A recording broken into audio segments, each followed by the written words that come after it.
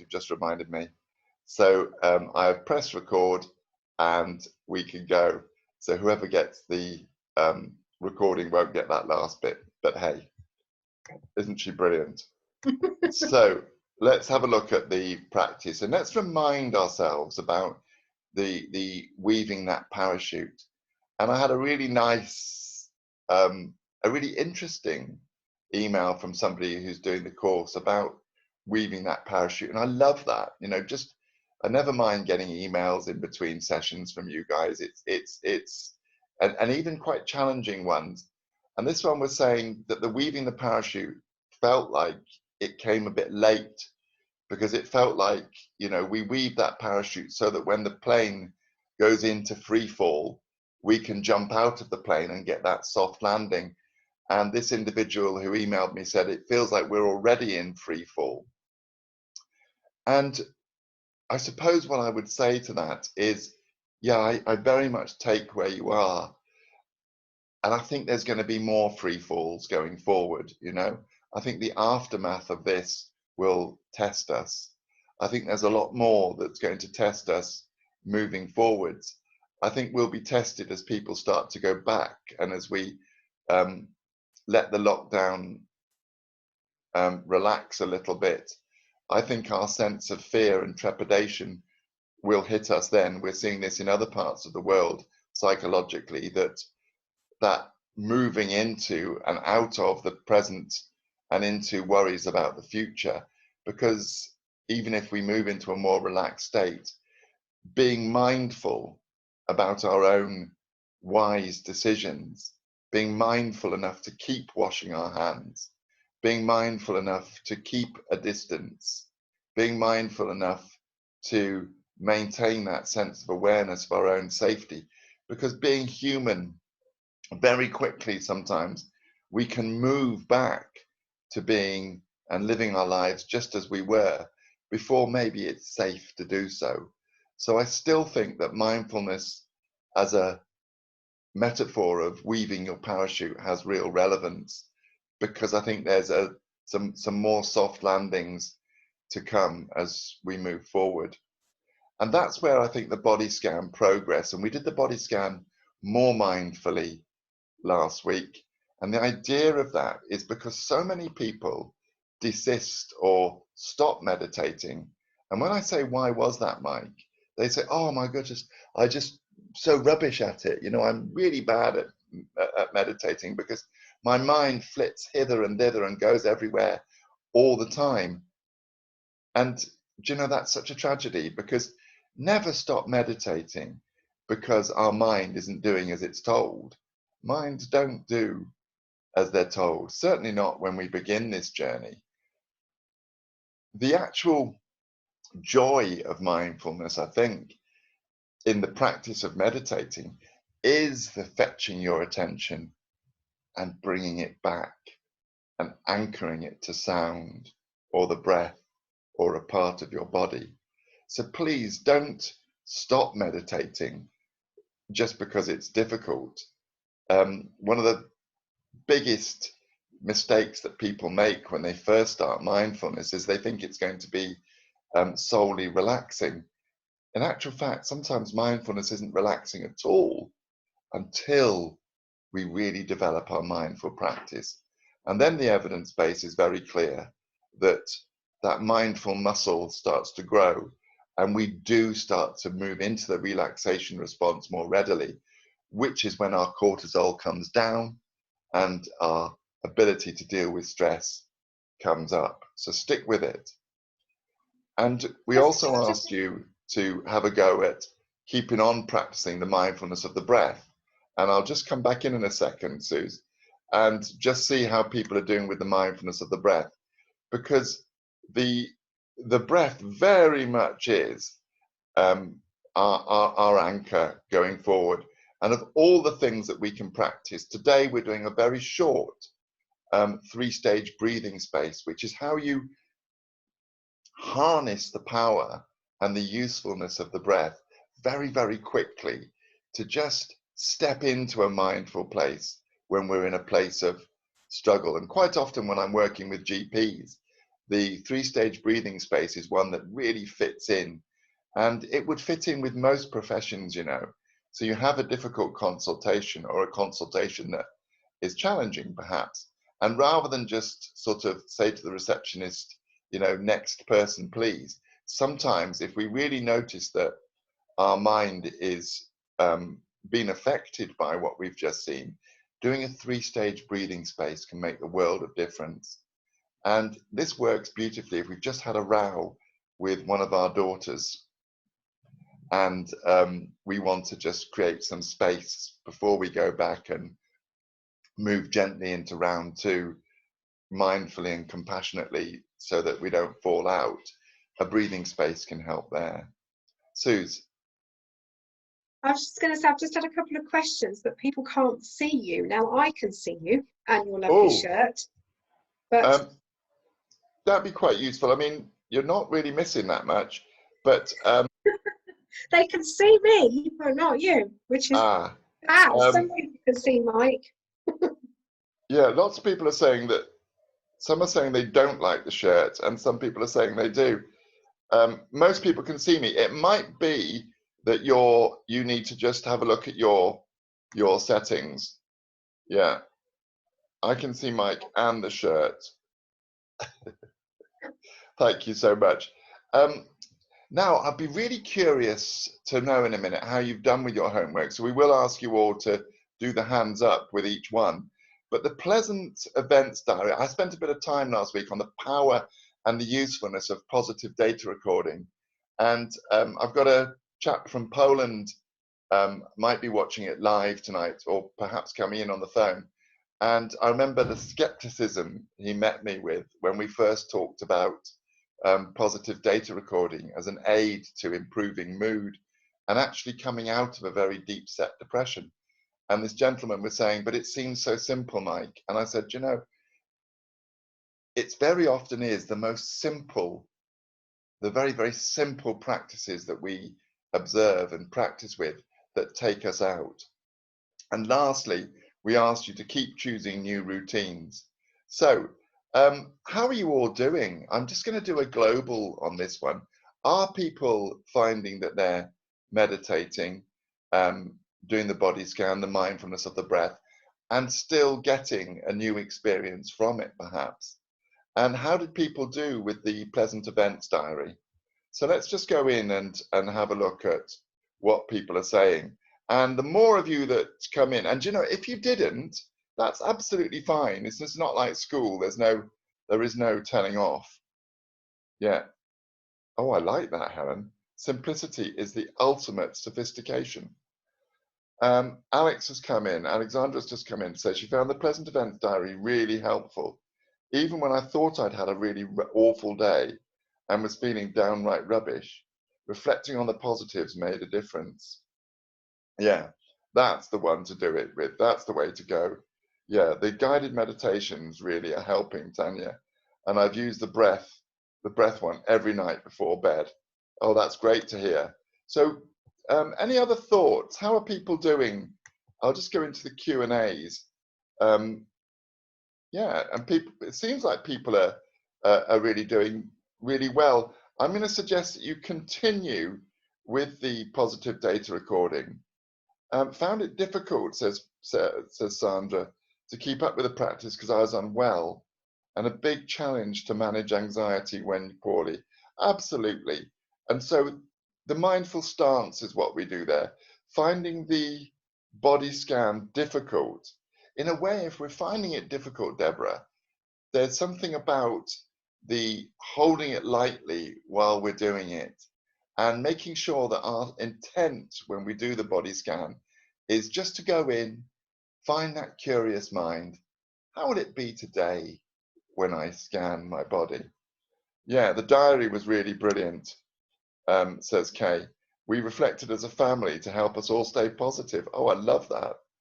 Yeah, I gave myself a routine from Anne-Marie, listen to a meditation or a motivational talk in the morning, meditate for a bit, and I'm more relaxed and worrying less.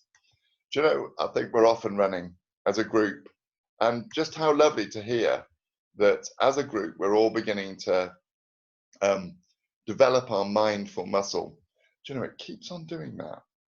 Oh, it's You're jumping without any mindfulness at all. So let's move into our first meditation of the evening. And what I'm going to do today is the mindfulness of the breath, but more mindfully. So once again, what we're after here is I'm going to start introducing the concept of labeling. So when we do the guided meditation today, I'm going to start asking you to label what it is. Now, labeling is not sort of like stamping a label on it. It's gently applying a sort of word to it. So, and if we add in the word just, I've learned over the years of meditation, that many years of myself meditating, that when I use the word just, it just softens what's dragged me away from the present moment. So I can smell, I think it's pizza cooking. And so almost certainly when I do this meditation, that waft of pizza will come across and I'll salivate. And that might distract me. And what I'll do is I'll just quietly say to myself, just salivating, just pizza, you know, just annoyance, just noise. And it's that just and labeling what we find, then the mindful half smile, you know, and that's the acceptance. And I think it was Deborah saying the body scan was difficult. Another suggestion, if we're finding a meditation difficult, is really work to find that, bring the attention back, the half smile of acceptance. And there is something so powerful. Duquesne, you know, in the 1920s, did some wonderful, even all that time back, you know, no fMRI scanners then, thank you. But Duquesne did some studies on the Duquesne smile. And what Duquesne found was that when we do a real smile that comes from a positive emotion, then it actually is very calming and uplifting for the brain. And since then, now that we do have fMRI scanners, we found that the power of the smile is immense. So that lovely gentle smile as we just a thought and take your attention back.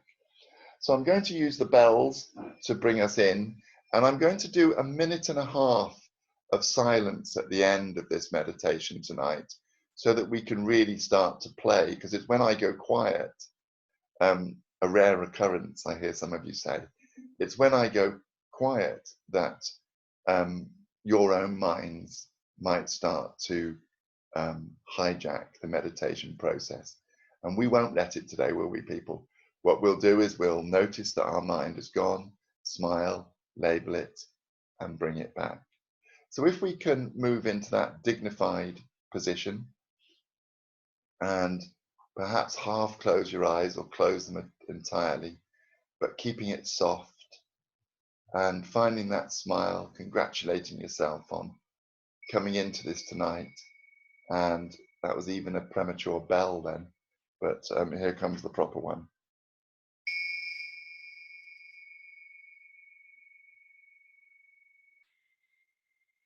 And a mindfulness of breathing. And as we wait for the sounds of the bells to dissipate, and we stop, and we're going to center today using temperature.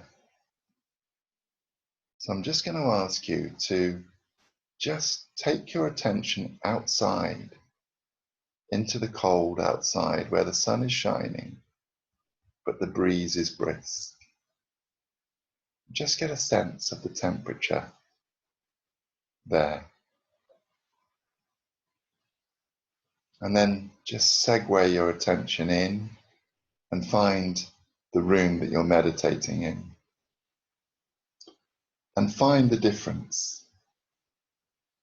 The room I'm meditating in is warmer. There is no wind. There is no breeze.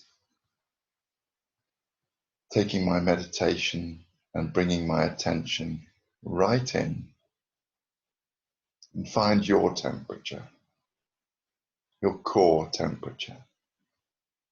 maybe just placing your warm hand very gently on your heart, just bringing that attention to your breath and focusing for a moment on the temperature of the air that we breathe in, and finding that curious scientist as we breathe out. Just breathing, not changing, adapting the breath in any way. Getting a real sense and a curiousness as to the in-breath. And being aware of the change of temperature as we breathe in through our nose or our mouth. Is the air that we breathe in cooler or warmer than the air that we breathe out? Let's take a few breaths and just explore that curiously and mindfully.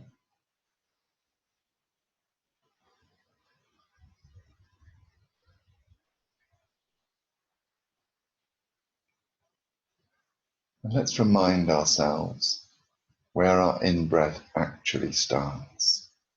As though we were a curious scientist or even somebody who had never ever come across this process of the breath. You know, where does the breath start in the body? And we're all different.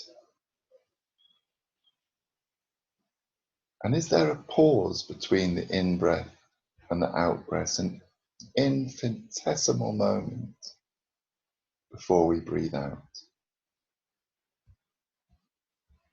That's great. And where does the out-breath end? And take our attention just back. And we sit for a few moments in silence, just following our breath in and the exhalations out.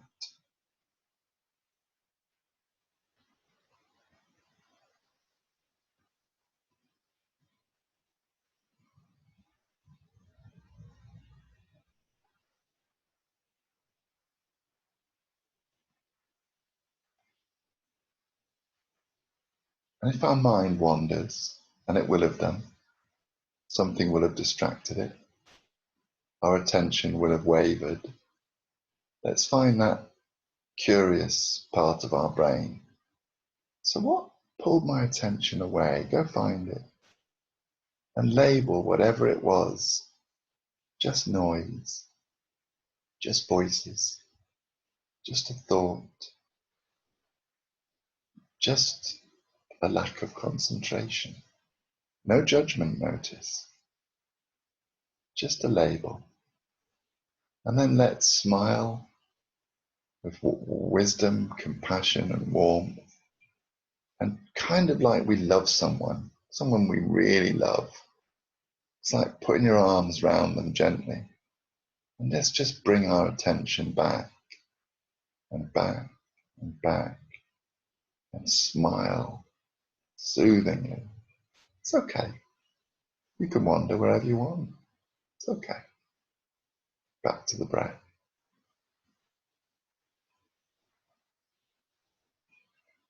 Maybe labeling, breathing in,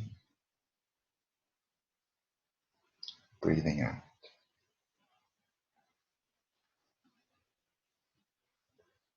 And my mind just got distracted by a sort of urge to look at my clock. And I'm going to smile at that. So let's all just notice if our minds have wandered. Let's just label and smile, and lovingly and warmly, without any judgment at all, come back. Now that's mindfulness. And for the last minute and a half of this meditation, I'd just like you to sit And allow your shoulders to soften and to find your heart smile and to just sit with your breath, noticing what happens, labeling what occurs, bringing it back mindfully.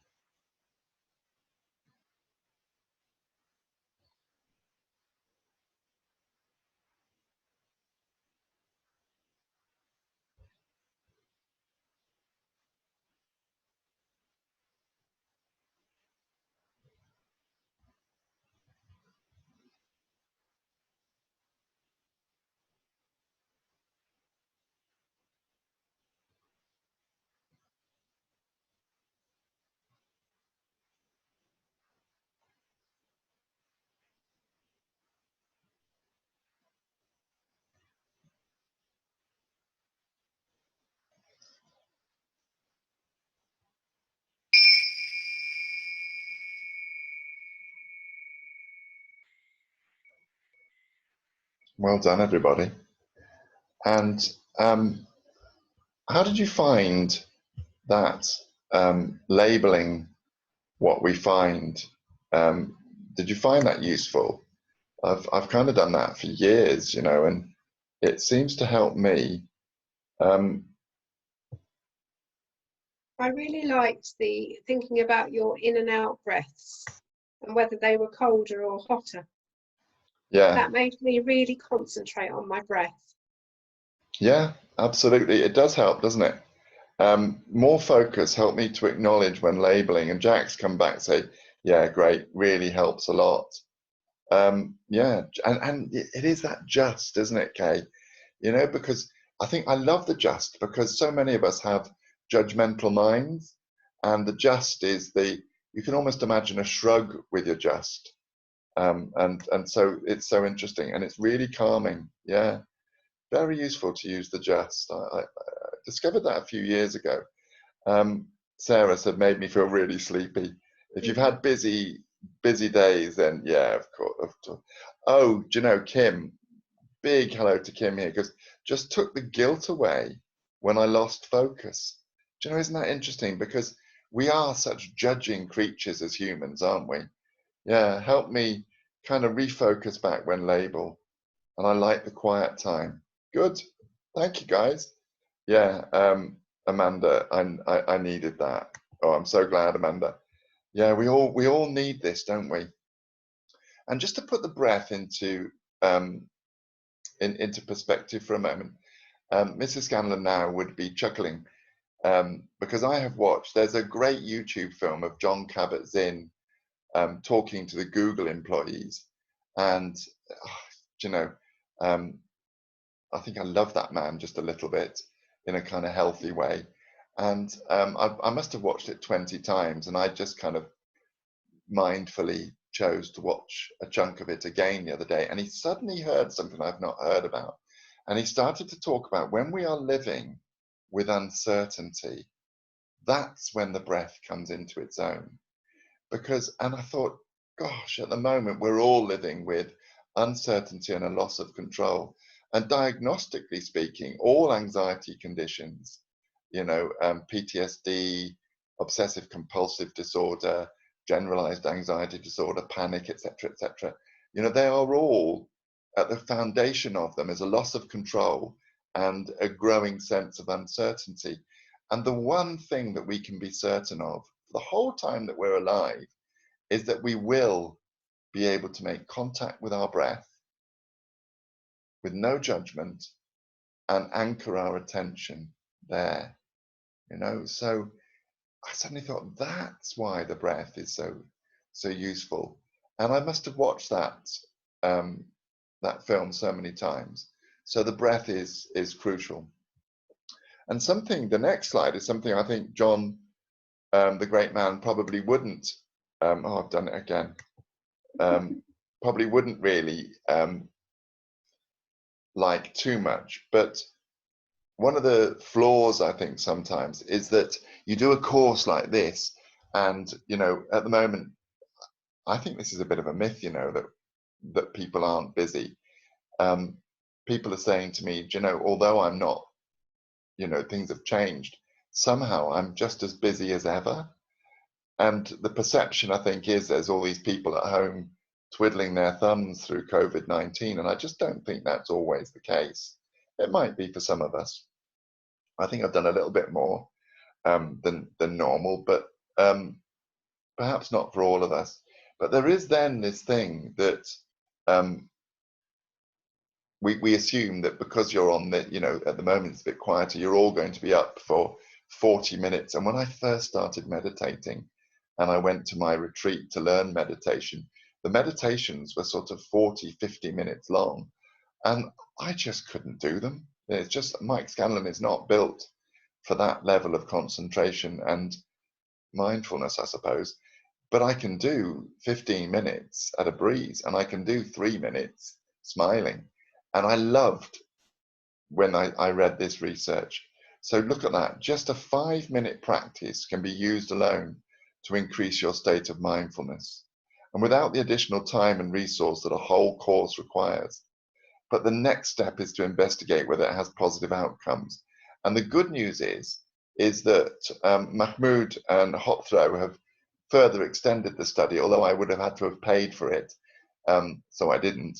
But what they're beginning to, what they were able to show is that even a short meditative practice where we just meditate, I'm going with the big evidence from the Dussek inquiry, which said about 17 minutes, but 3 or 4 short meditations throughout the day will make a significant difference to your well-being, to your physiology and your neurology, but overall, I think, to our happiness. Yeah, a few people coming in, definitely busier. It's a massive juggling act with working from home. Yeah, do you know, I hadn't actually considered that because my kids are big now. Yeah, that makes sense. So I show that slide because I'd like to introduce you all to the breathing space meditations. And in the meditations that I sent through with Susie of my different meditations, you'll see there's 4 of the breathing space meditations, and we're going to work through them all. But we're going to start tonight with just the straight 3-stage breathing space. And this is literally used to find what Jon Kabat-Zinn was talking about. In times of uncertainty, to anchor your attention to the breath for just 3 minutes. And as you can see, it's sort of it looks like an hourglass, because in a minute I'll do the meditation, but I'll quickly explain it to you. So you start the 3-stage breathing space by going wide, and you just ask yourself, and this is something we don't do enough, friends, we just don't do this enough, is we don't just stop and say, so how am I? Am I okay? And that's where we start. And we relax into it, and we just let in how we are. Well, I'm okay there. I'm not doing so great there. That's okay. This is all right. And we kind of roll our shoulders back, and we make space in our chest, and I open up, and we just let in whatever our brain wants to send us for how are we. And then we find the certainty of the breath. So we narrow our attention down, and we stick right in there with the breath, and we just stay with the breath. And then we expand our attention back out again, and we take our attention right back out, using our breath to explore our bodies, and just our sense of self. So it does follow that shape there. Yeah. And it takes 3 minutes, 3 to 4 minutes. And it's one of those ones that if you're having a bit of a day and you're living with uncertainty, you're just feeling discombobulated, you just stick it on your phone, find somewhere quiet, and 4 minutes later, you've anchored your attention to the breath, smile, back on with your day.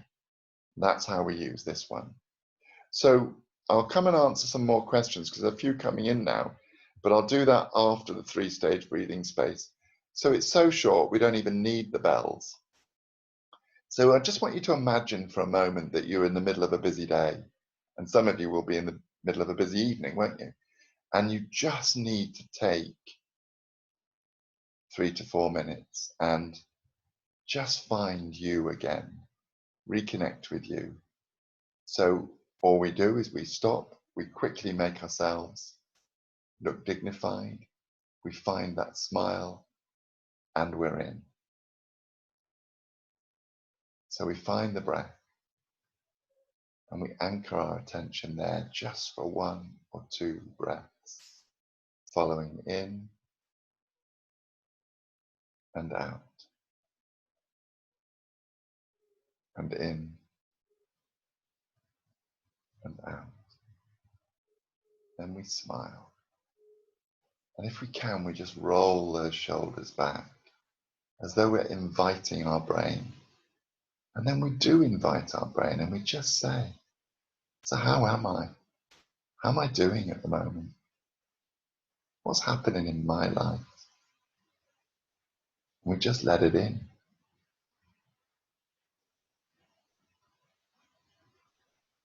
And we don't judge it. It's not, oh, today was a terrible day. Just today was tough, or yeah, that was good. I'm okay there. Being aware of the urge to use adjectives such as bloody awful or really difficult, just tough, just okay, just lovely. And we notice whether our mind is sending us pictures of how we are, or is it sending us words? So what's going on in my life at the moment? And we let that in. And we close nothing down. And like a guest house that opens its doors to all and sundry, we let it in. Because no matter what comes, everything has something it can teach us. And we sit with that. And we let go. And we take and we tether our mind. And we gently, lovingly escort it down. We find our breath once more. And we anchor our attention to the breath. And we are back now in this present moment, breathing, just breathing, breathing in and breathing out. That's all, just breathing. And then we expand our awareness out and we just gently take our attention to our body, to our breath, to the room we're in.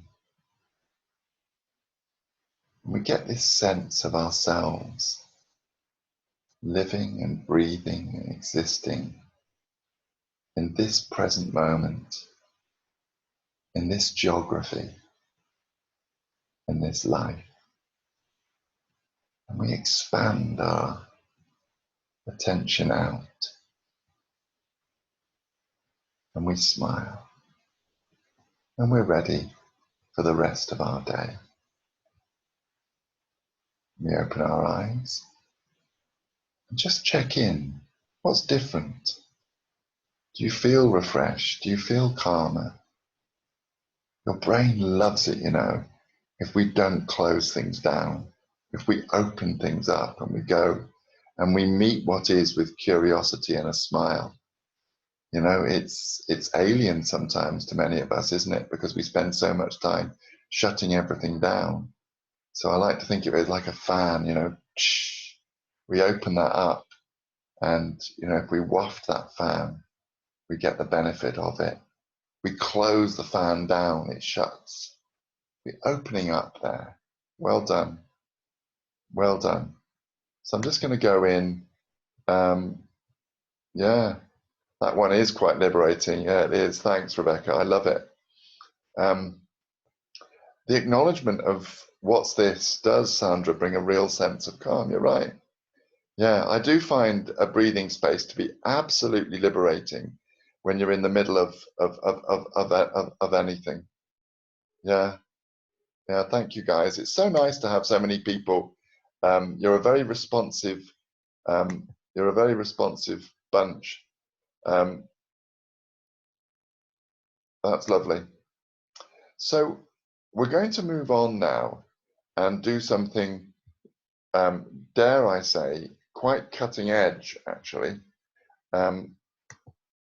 If I could just make the flipping slide move twice. So 3 times. There we are. So I'd like to just have a look at this mindful acceptance skill of pivoting. And let's just think about what we mean by a pivot for a moment.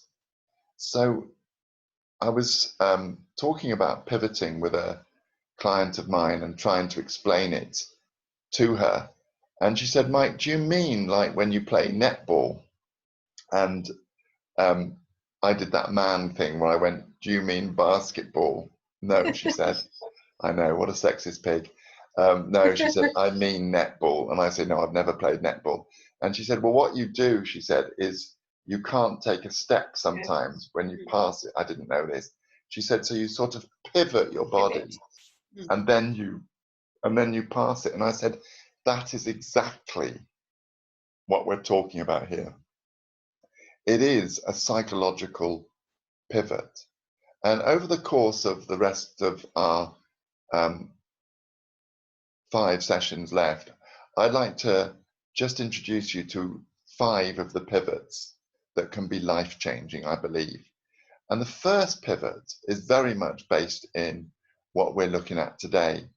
And it's being able to actually feel and use our bodies and use our awareness to tell us when we are no longer in the present moment. And the pivot is to pivot ourselves back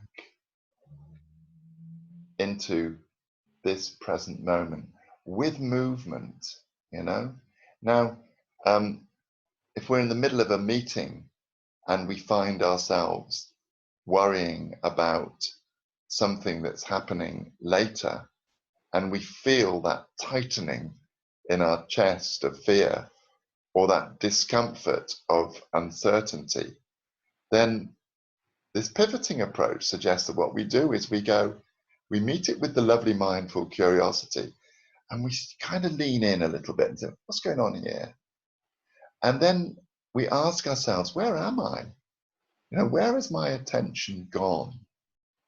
And then okay, so let's just move to where that is. And it's as simple as a turn of the head, you know, but a turn of the head without any jerkiness, no staccato movement. It's smooth.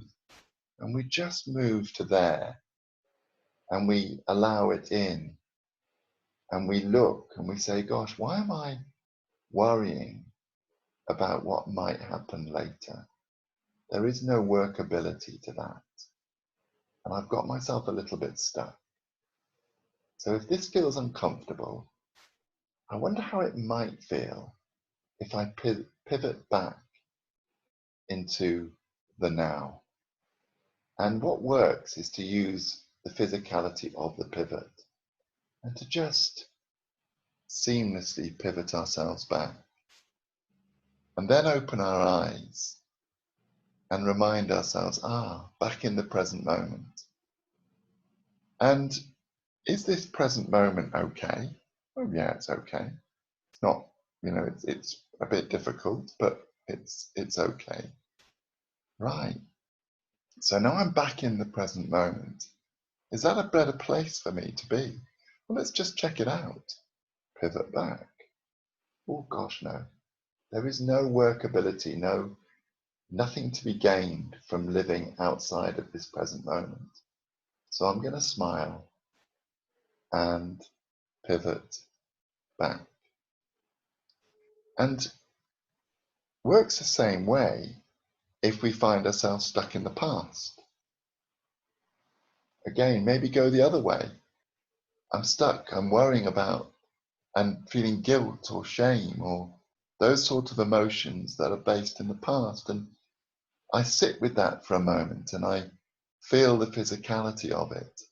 And I notice what being stuck there does to my mood. And I pivot.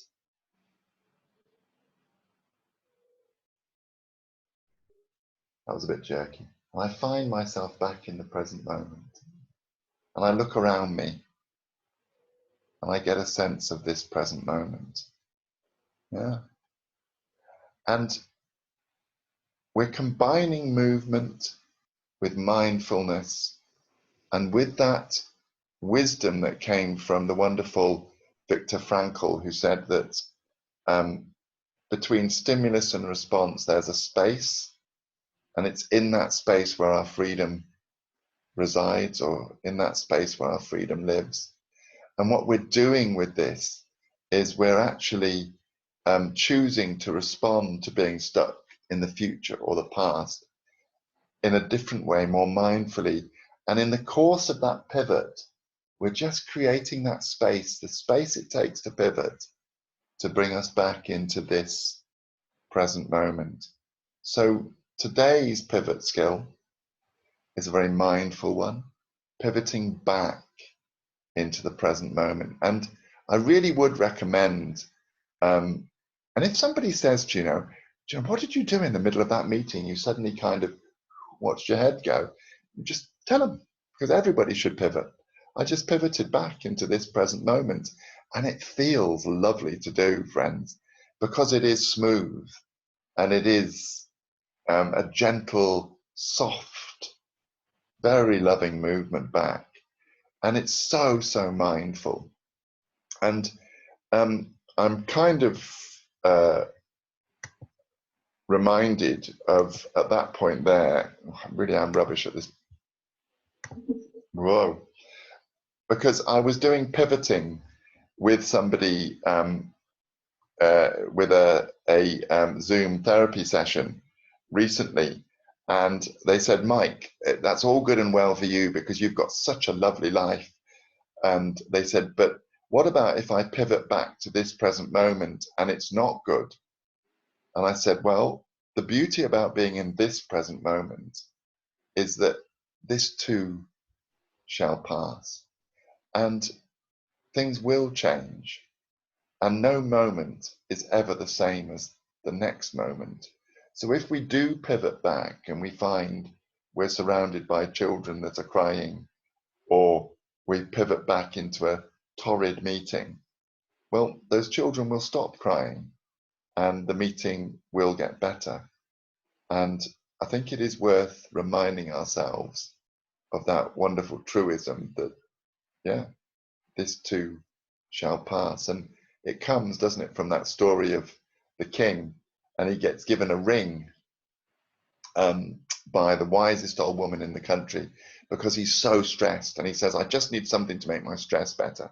And so she gives him this very plain gold ring, and she says, there you go, sire. And he says, how's that going to help? And she says, well, if you wear it properly, you look at it and you value it, that really will help, sire, I promise you. And the stress doesn't get any better, and the situation just seems like it's going to go on forever, and there is uncertainty and there is threat, a bit like now, would you say? And he invites the old woman back because he's going to chop her head off because her advice he thinks has been useful.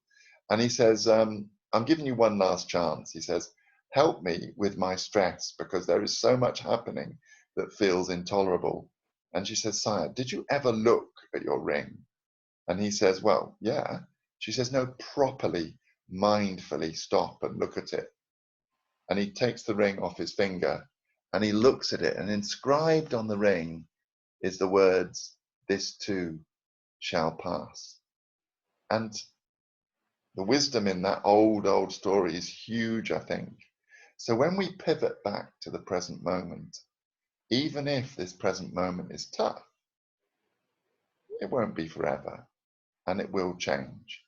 And I love the fact that the kids all around the country are really sort of seem to be honing into rainbow pictures and the crock of gold at the end of the rainbow. And the crock of gold, I guess, for us is an end to what we're going through, but perhaps better new beginnings as well. And I think that's why we've so much fallen in love with Captain Tom Moore, who's the guy that is walking around his house. Oh, absolutely. The things that he actually says are about, you know, he's lived for 99 years and, you know, he's been through wars, and time, you know, even though it's a torrid time at the moment, it will pass. Yeah, yeah. Mike used just his hand to teach me the pivot with, oh that was easy to remember, Mike. Yeah, I think I used to teach pivoting with the sort of leaning forward and wobbling back. You're quite right. Thanks, Suze. You're absolutely right. Yeah, and there were some great examples at the moment of that around. So I hope people liked the pivot. Oh, this is nice. A family motto I share with my girls: it'll be all right at the end. If it's not all right, it's not the end. Oh, I like that. Yeah. Yeah. Can't wait to try this. My mind always wanders, worrying about the future or fretting about the past. So, yeah, you're absolutely right. Sandra said, sorry, that was supposed to say the acknowledgement of what's going on, and then focusing on the breath brings a real sense of calm. No, I knew that's what you were kind of getting at, Sandra. So pivoting, and this too shall pass. So as always, we've covered so much, and I need to be very careful, and particularly about the fourth bullet today. So because we're going to ask you, because there is something about this too shall pass that links very much into actually jotting down some of the unpleasant things that happen, you know. But all I want you to do with these is not to do it like we did the positive data recording. We don't want to linger here too long, but it's just to bring attention to when difficult stuff happens, I get pulled off center, no matter how big or how small those difficult things are. What is my current response to adversity or difficulty? Do I worry forward? Do I take myself back? Do I close the fan and shut it tight? You know, and there's learning there. But just a couple of minutes each day, no more than that. We don't want to over dwell on the unpleasant stuff, but we don't also want to be mindless about it. So there is learning, human learning about how we respond to difficulty. In that response lies our freedom, you know. But we won't have freedom unless we learn what we're doing that has no workability to it. So our practice this week is we're building slowly up to that 17 minutes. So we're sticking with the body scan. We're sticking with the mindfulness of the breath once a day, which takes us to about 10 or 12 minutes. And then if you can, just a couple of times a day, a quick 3-stage breathing space. Just think of the hourglass, you know, so what's going on in my life? Breath, broaden the awareness out. Just a couple of times a day. And then when you do notice that you've lost this present moment, really love it if you can try the pivot approach, you know, and get past that thing, you know. Some of you will feel uncomfortable, I think, about doing the whole sort of, but it's lovely. You know, I'd say give it a go. It really is lovely. And so practice with the pivoting. And next week, we're going to do a different pivot. And we're going to do a pivot that looks at the self and pivoting out of an unhelpful self into a better self. So that's next week. Do have a look at the unpleasant events diary and see if we can't learn. So what is my reaction or response when things are tough? Do I always close down? Do I always push away? And how's that working for you? And finally, just beginning to notice when you do move into automatic pilot, and when does that occur, you know? And I've discovered that a second bottle of beer tends to be, just the little ones, tends to be, I sort of finish one and I find myself, listen to the language there, find myself reaching for another little bottle of beer. And in that moment there, I am absolutely in automatic pilot. What would be better if I stop and check in, do I actually want that? And if I do, you know, it's a choice then, isn't it? Rather than the automatic nature of just taking.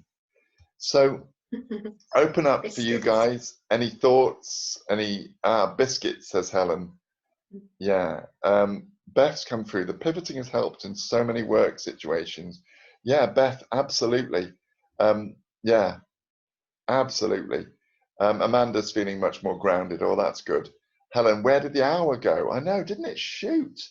Is that, where are we? Oh, we got 2 minutes. Any other thoughts? Anything people are struggling with? Because we got all of this wisdom in this virtual room that you know, if I don't have the answer, I'm sure other people will. Yeah. I really love that sense of nothing to be gained from living outside of the present moment. Absolutely, you know, and this we're beginning to look at this this phenomenon of workability. Does it work for me as a human being to be ahead of myself or behind myself? And does it always work for me to be in this present moment? Perhaps not. But if I take myself out of this present moment mindfully to actually stop and think about how much I'm looking forward to my holidays, that's mindful, because then I bring myself back to this present moment. So it's the workability of that. Sorry, Suze. Sorry, I was just going to say, Deborah's just said he's feeling quite weepy, and actually I do as well, and I think it's because I've stopped. You know, I've been really busy all day, and actually I don't know where that hour went, and it's just, I think, the letting go. Yeah, yeah. So, Jack, we probably haven't got time to do the pivoting again, so but what I will do is I'll do the recording tonight and get it over to Susie tomorrow.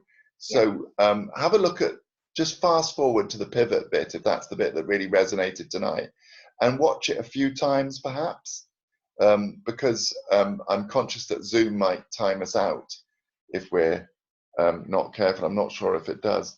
Very definitely, a pause can be emotional. Yeah. Yeah. Susie, I think a few people are experiencing that. Yeah. And tears aren't bad, you know, and emotion isn't a worry. You know, it's that's the rolling the shoulders back and opening up, isn't it? And letting in whatever comes. Yeah. Don't worry about being late, anybody. We never mind about that. Thank you all so much for taking part tonight. Enjoy this mindful journey, you know, really kind of experience so much from it. And thank you for all the thank yous that are coming in as well. It means a lot. And I will send the recording through as soon as possible. Keep pivoting, keep being mindful, keep breathing. And good night, everybody. Yeah, thank you all. And thank you all so much. Thanks, Liam. Thanks, everybody. Thank you. Thanks, Kim. Lovely to see you. Thanks. Thanks, Sandra.